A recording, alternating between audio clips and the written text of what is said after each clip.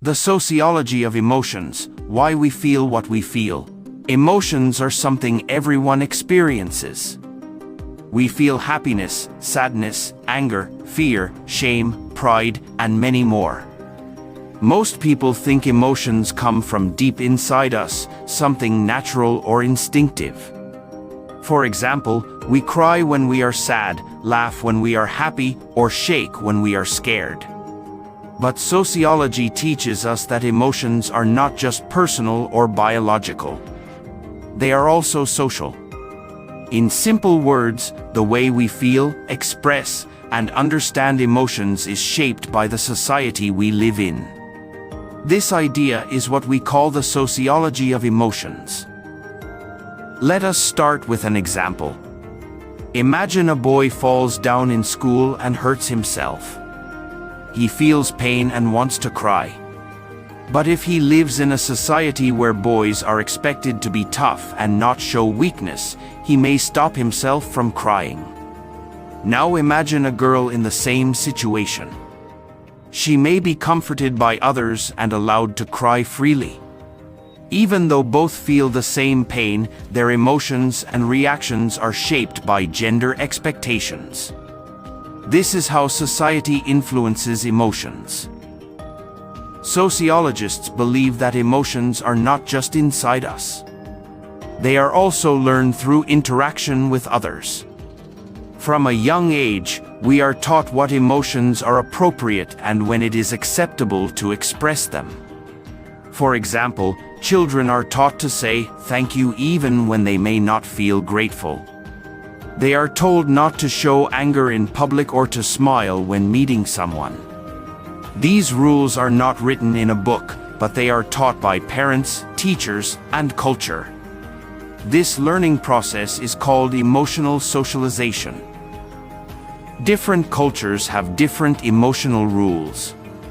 In some cultures, people express joy loudly and with a lot of energy. In others, people are more reserved and show emotions in subtle ways. For example, crying at a funeral is common in many countries, but in some places, people are expected to stay calm and quiet even in deep sorrow. These cultural differences show that emotions are not only personal, but also deeply social. One of the most important sociologists who studied emotions was Khushdil. She introduced the idea of emotional labor. This means that in many jobs, people are paid not just to do tasks, but to show certain emotions. For example, flight attendants are expected to smile and be friendly, even if they are tired or upset. Customer service workers must stay calm and polite even when customers are rude. Nurses must show care and sympathy even on stressful days. This emotional labor is a big part of modern work life, and it shows how emotions are controlled and shaped by the demands of society. Khushdil also talked about something called feeling rules. These are social rules that tell us what we should feel in different situations. For example, we are expected to feel happy at weddings, sad at funerals, and excited at parties. If someone does not follow these feeling rules, others may think they are strange or disrespectful. Imagine someone laughing at a funeral or staying quiet at their own birthday party. Society teaches us how to feel through these unwritten emotional expectations. Sometimes, people even change how they truly feel in order to match what is expected. This is called surface acting and deep acting. Surface acting is when you fake an emotion, like forcing a smile when you are not happy. Deep acting is when you try to change how you feel inside, like convincing yourself to feel happy at work because your job requires it. Both types of acting show how people manage their emotions to fit in with society's rules. Emotions are also linked to social status and power. People in powerful positions often have more control over their emotions and how they express them. A boss may show anger freely in a meeting, while an employee must stay calm and respectful. Rich and poor people may express emotions differently based on what is expected from their social class. This means that emotions are not equal for everyone. They are shaped by our position in society. Even politics and social movements are full of emotions. When people protest, they are often driven by anger, frustration, or hope. These emotions are not just personal feelings. They are shared by groups of people who believe something is unfair. Emotions like pride, fear, or sadness can bring people together and inspire them to act. This shows that emotions can be powerful tools for social change.